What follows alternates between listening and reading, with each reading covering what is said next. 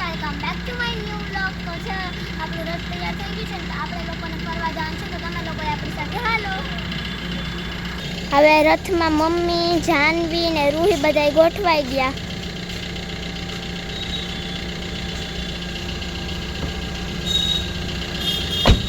આજે તો આપણે વેસ્ટપોર્ટ ઉપર ગયા હતા ને આપણા જાનવી બેન તો હે ને શૂઝની લેસ બાંધવા લઈ ગયા. બહુ મજા આવે, હવા એકદમ ચાલતી હતી. આપણે રૂહીબેન તો પાણામાં મસ્તી કરતા હતા. પપ્પા અને ભરતને આગળ હાલે. આ આખા અદાની પોર્ટનો નકશો છે, આની અંદર પણ એ લોક હતો એટલે તમને દેખાડી ન શકી. આ ઝોપડી જો કેવી મસ્ત હે, લાગે સિમેન્ટની હે નહીં મમ્મી?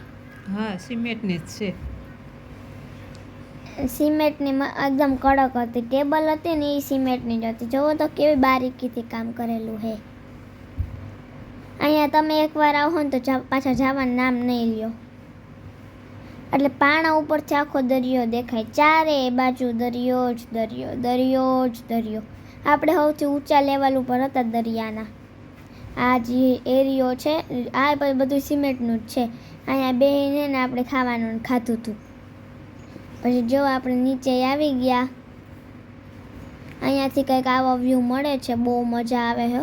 ને આપણે ગયા હતા તો સનસેટ જોવા, પણ સનસેટ થઈ પણ ગયો પણ આપણે દેખાણો જ નહીં, કેમ કે વાદળા છે ને સૂરજને વાદળાએ ઢાંકી લીધો હતો.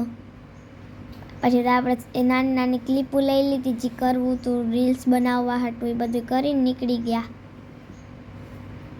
પેટ પૂજા કરવાની હતી. પછી નેક્સ્ટ વિડીયોમાં કહીશ તમને લોકોને કે આપણે શું શું ખાધું છે. પછી આપણે બે તો નકશાને જોવા વયા ગયા, ખુલે કે નહીં, ખુલે કે નહીં. આપણા જાનવી બેન પોતાનું ફોટો શૂટિંગમાં બેસીને કરે છે. જુઓ દેખાઈ ગયો ને દરિયો, કેવો મસ્ત દરિયો છે.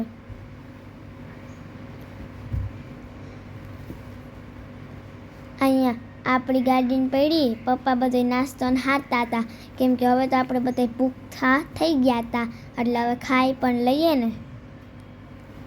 આ વેસ્ટપોર્ટ મુન્દ્રા તરીકે ઓળખાય છે.